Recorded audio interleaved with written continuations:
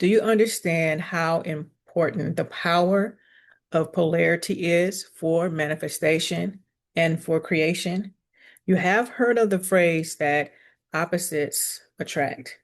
Well, today we're going to talk about that in this video, and I'm going to do it in 3 steps. So you're going to want to stay all the way to the end to get the resolution. So we're going to do it in acts. So this will be Act 1.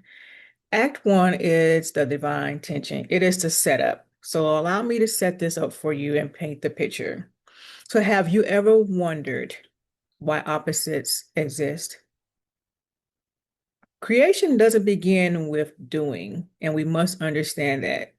Doing is not how things start. Creation begins with a divine tension.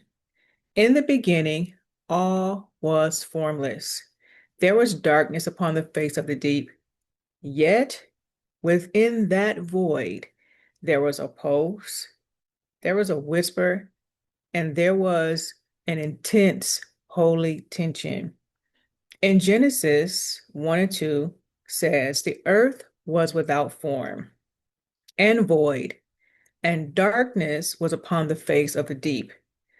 Now, this was not about chaos. It was about a cosmic polarity. The law of polarity reveals that all things come in pairs, not as enemies, but as an expression of the same energy. So opposites exist so that creation may occur between them. So we have light and dark, we have desire and fulfillment, we have masculine and feminine, belief and doubt, spirit and matter. Do you get the picture? Every outcome you seek already exists on its opposite pole. I want you to understand that polarity isn't a problem.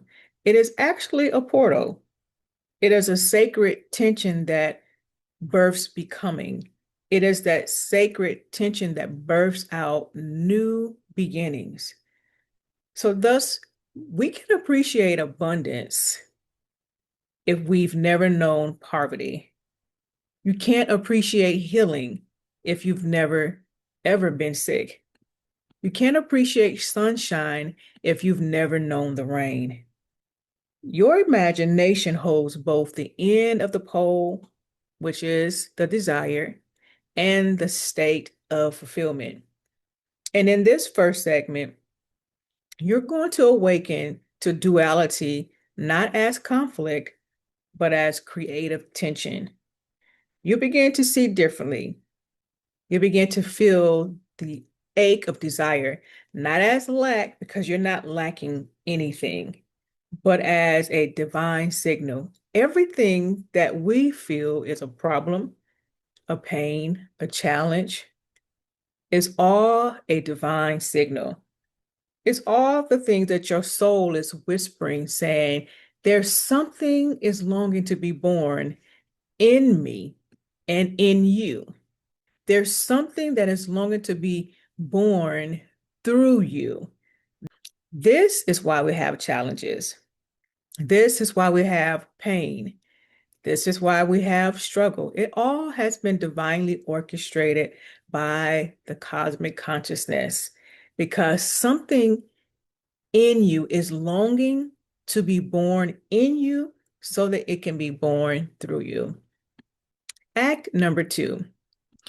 See, many of you still believe that there is an external war that's going on outside of you, that there's this big red thing with a pitchfork that's fighting you every single day, that's fighting your blessings from coming, that's fighting you from receiving prosperity, that's fighting you in your health, that's even fighting you from relocating on your job, even finding the love of your life. You believe that there's something that's outside of you that's doing the fighting. You still believe that war for what you want is out there, and you have to fight hard for it. You have to wage a war in the heavens. But we understand that the heaven is not a physical destination, but more of a cosmic consciousness. It is the inner marriage. That's where the fighting is. It's fighting within you so that the yin and the yang, the polarity can become one. There's a confrontation that's happening within you. And you have to receive the seed that's coming on the inside of you, that's coming through you and within you. And you're going to have to now protect the vision. This is what the war is about. And once you do those things, you actually become the vessel. Remember, you're not looking for doors. You're not looking for the promise. You're not looking for a savior. You are that which you are looking for. And so to manifest, you must not only understand polarity, you are going to have to embody it. Say, I am embodying polarity. I have to embody it. So, in polarity, first comes the feminine principle, which is the subconscious womb, the sacred receiver. In this feminine principle, we know that she doesn't chase anything, yet she magnetizes. She has that energy to magnetize all that she desires to her. She doesn't rush. There's no need to rush anything. Everything has to be in gestation. And the feminine principle has no reason to doubt. She feels everything that she desires as real, as though it is already hers. You have to see the subconscious mind is the womb of creation. The subconscious mind is the womb where things are birthed, things are gestated, and things are brought into visibility. And whatever you can accept and feel good about, you can actually have that if you hold it in your womb of conception and know that the holding is about feeling good and feeling the energy, feeling the feeling for that. You can have whatever it is that you desire. You have to become still. You must open up and you have to receive. And then you feel the desire like it's already real. I want you to type in the chat, I am open, I receive, and I become. And once you do that, then comes the masculine principle, which is the word, the command, the focus.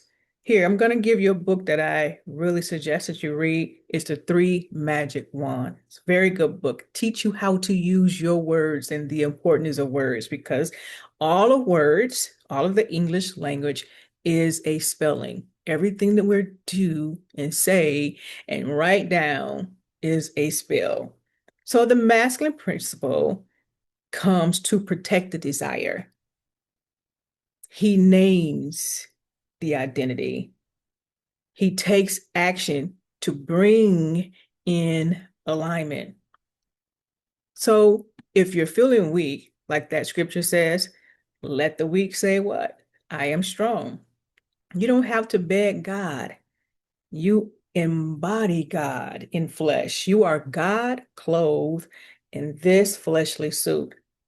What you do now as one who is a God in this reality and as a king over your kingdom, you decree and you declare, I am the one who already lives this, whatever this is, whatever that reality is. You decree into your atmosphere, into your orbit, into your kingdom. I am the one who already lives this. And then you declare after that with all surety, with all authority, it is done.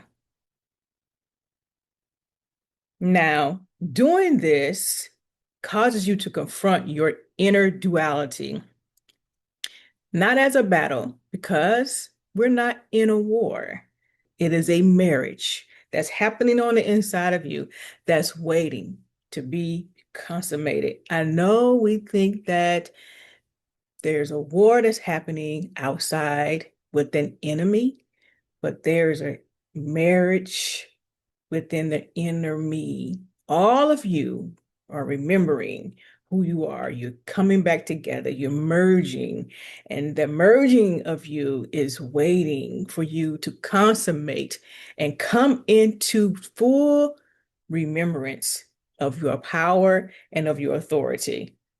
Now, during this phase, resistance may arise, doubt, there may be some fear, there even may be some shame because perhaps you've told people and then they don't see anything happen. Like in some of those fairy tale stories, oh, you said that you're going to do this. You said something was going to happen, but we don't see anything. So then shame comes. So, but instead of rejecting the shadow pole, you whisper right here in this moment. This is what you whisper.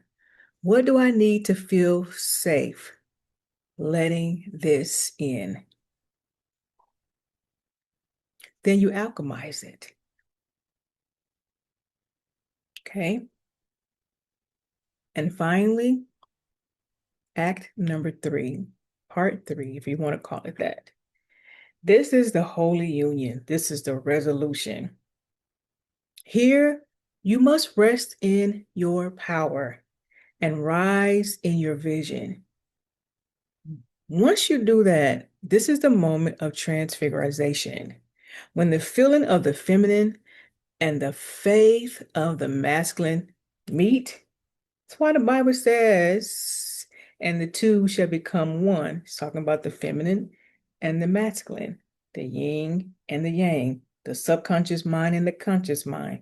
When they come together, when it says that Adam went into Eve, it was talking about the subconscious and the conscious mind going into each other, the feminine and the masculine, consummating, having this holy union, this resolution. And when the womb and the word merge within you, when you are no longer seeking for anything externally, like it's out there lost, or like you are separate from all that there is, then you'll see the magic happens.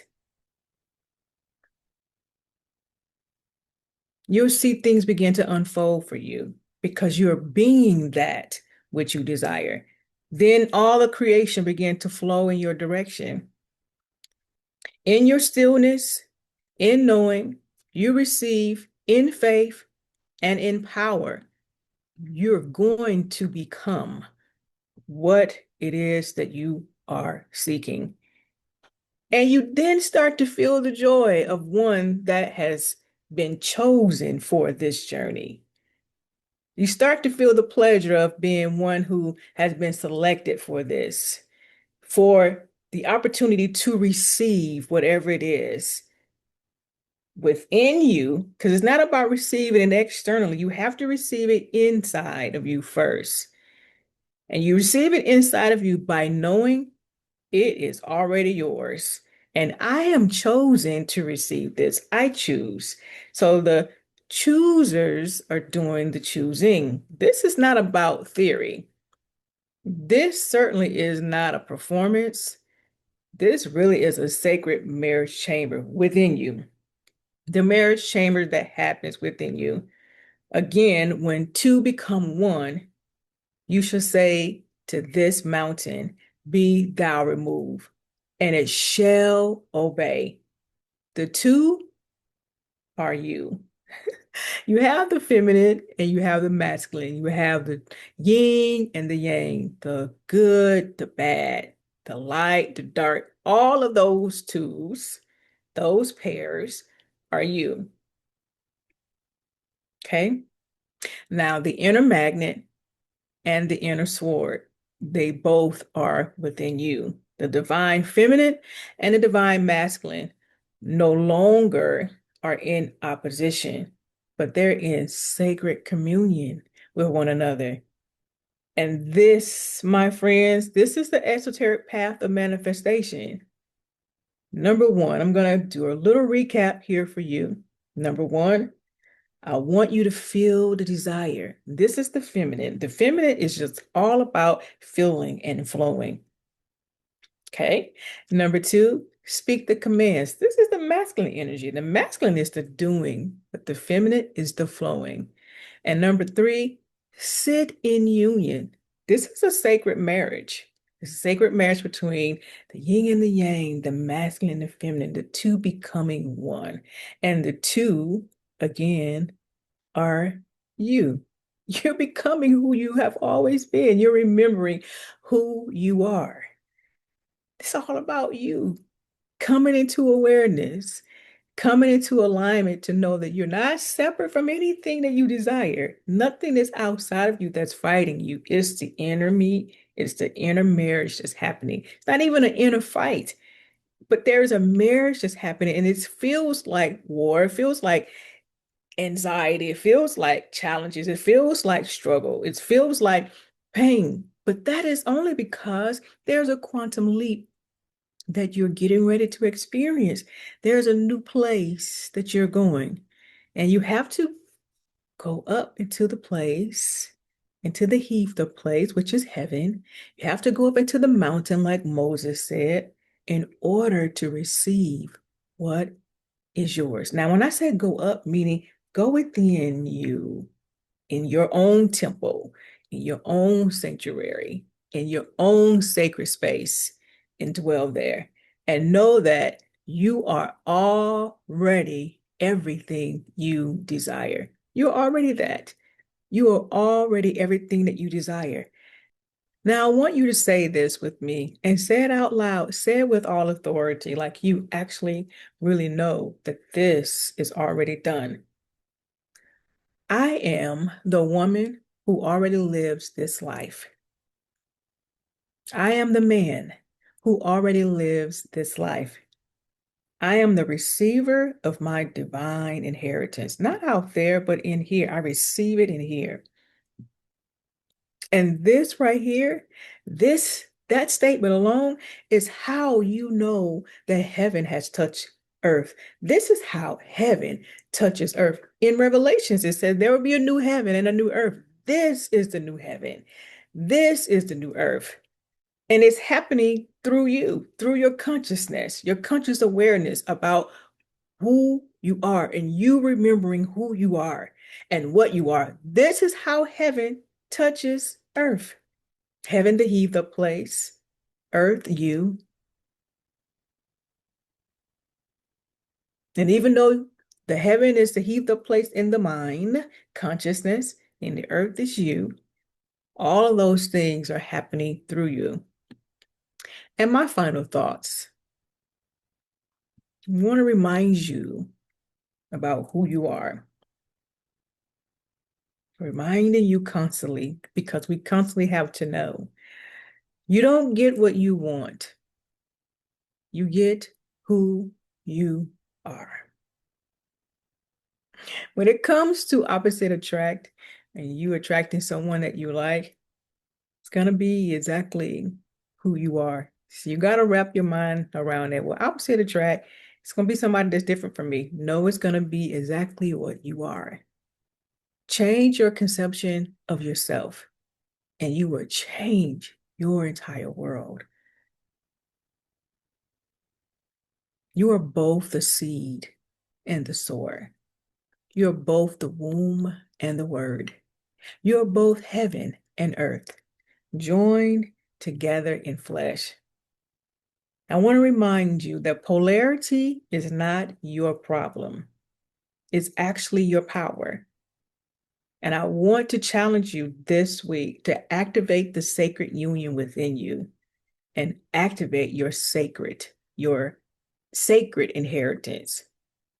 And then I want you to start resting in your power and begin to rise in all of your authority. I thank you so much for tuning in. I'm Angela Yee, and I hope this has resonated with you. If you are looking for someone to help you remember who you are, I have a whole entire sacred community that you can join us. We have content that's there. We do meditations over there. I would love to have you there. I'd love to see your face. It's absolutely free. All of the information will be in the description. I look forward to seeing you. Until next time. Bye, guys. I'm Angela Yee. Have a good day.